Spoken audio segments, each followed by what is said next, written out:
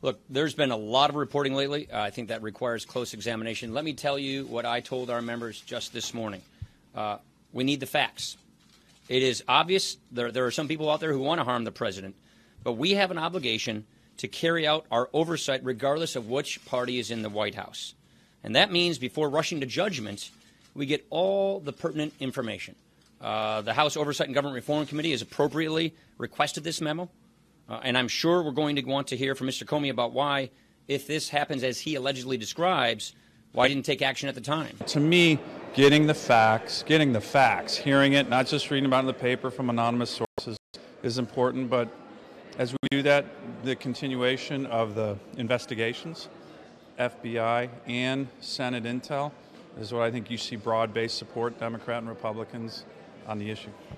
People are going to try to keep the thing alive as long as they can. Who are those people? I'm just, you guys, the media.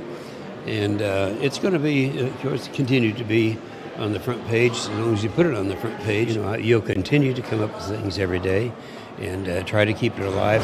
So we'll let it play out and see what happens.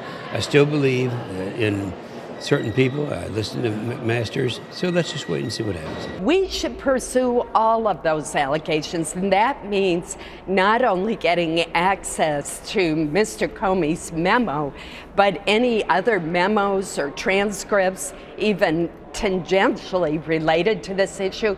And we need to hear directly from Mr. Comey himself about what occurred in that February discussion with the president. Well, first of all, I think these are important matters, whether it's this or the Comey news. And so before anybody rushes to judgment, we're not going to base our opinion solely on a news article. I'm not saying the news articles are wrong. I'm not saying that they're right.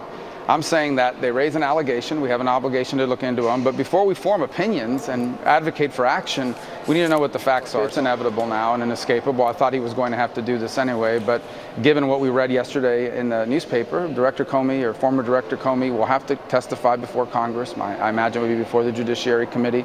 And he's going to have to turn over these notes and anything else. The only thing I can say is I think we've seen this movie before.